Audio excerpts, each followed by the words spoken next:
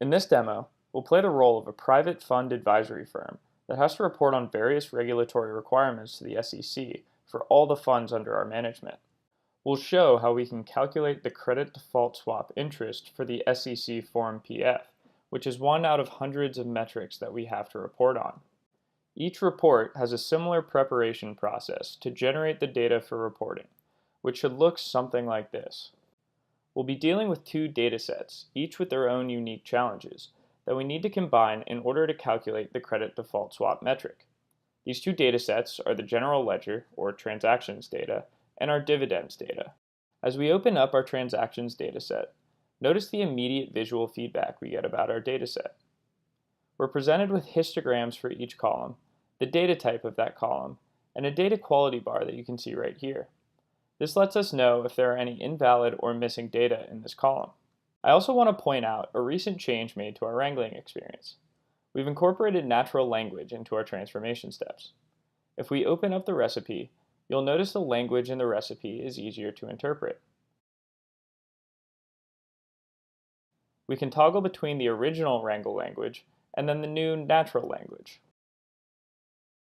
Now, the dataset I'm using has many columns that aren't necessary for my analysis. So let's remove some of the noise from this dataset to make it easier to work with. I'll open up the columns view and click on all of the columns that I'd like to keep.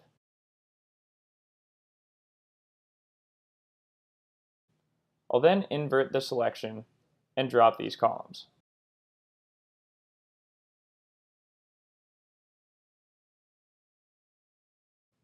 The Form PF also mandates that we only report on the positive balances. So let's narrow down the values in this balance column. If we click on the drop-down, you'll see our new contextual menus. This allows for quick transformation steps with only a click. We'll go more in depth on this later. If we head into the column details, we'll be presented with some summary statistics of this column and any mismatch values or outliers. We can also see the value histogram showing the range and frequency of the values. I'll go ahead and highlight the positive values in this histogram.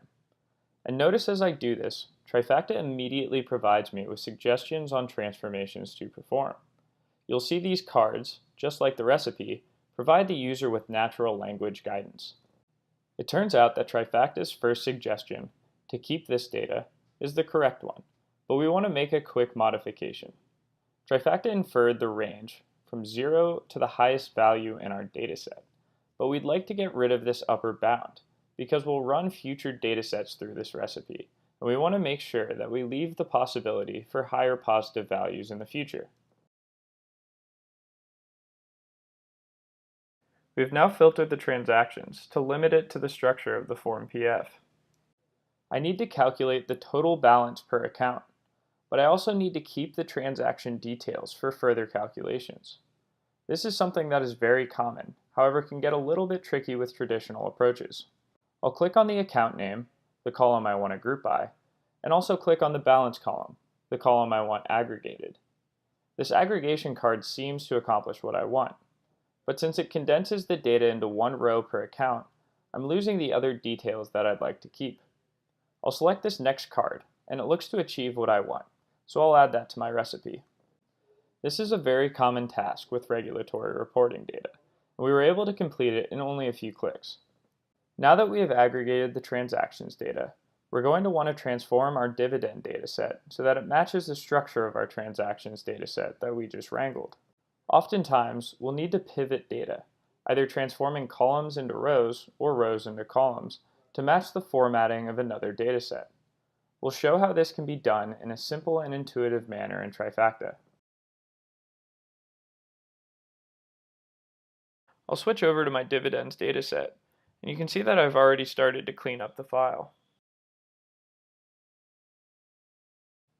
The initial dataset consisted of 167 columns. We removed some of them to keep the 19 columns needed for this report. If we open up the recipe, you can see the steps that have been built thus far, and I can go back in time to see what the dataset looked like before each of these steps.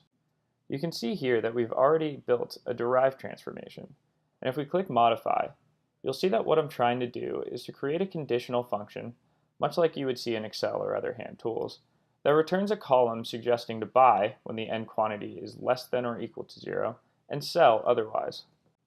This rule-based logic allows the user flexibility to go back and make changes to the transformation process without having to change the subsequent transformations, in addition to providing a paper trail for traceability and repeatability. In order to properly format this dataset, I want to pivot it so that I have a column for the buy values and another column for the sell values. To do this, I'll click on the Buy-Sell column menu, and you'll again see our new contextual menus. These menus provide a wide array of transformation options based on the context of each column.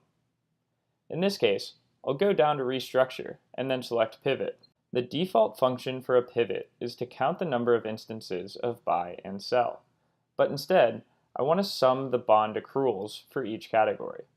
So I'll browse the possible functions and select Sum, and then browse the columns and select Bond Accrual. Notice how Builder has guided us through this transformation. The last thing to add is I want this column grouped by the instrument currency and also the account, which is represented by the Clear Agent column. Trifacta gives us a preview of this transformation, and you'll see that we now have a sum of the buys and a sum of the sells, so we'll go ahead and add that to our recipe. You'll see that we have some mismatched values in these two new columns. Due to a majority of the rows being zeros, Trifacta inferred integer as the data type, so we'll go ahead and clean that up by selecting decimal instead. In just a couple minutes, we've just properly pivoted our dividend dataset to match the structure of our transactions data. Now that we have both the dividends and transactions data correctly formatted, we want to combine both datasets so that we'll have all the metrics necessary for calculating the credit default swaps. Trifacta provides a join tool for just that. I'll scroll down the list of possible transformations and choose the join tool, and I want to combine my dividend dataset with the transactions dataset. If I click on the join keys, you can see that Trifacta inferred the best columns to join on. In addition to the broker, I want to join on the currency, so I'll press this plus sign, and Trifacta has added the second condition that I want. I'll highlight the columns that I want to keep and add this to my recipe.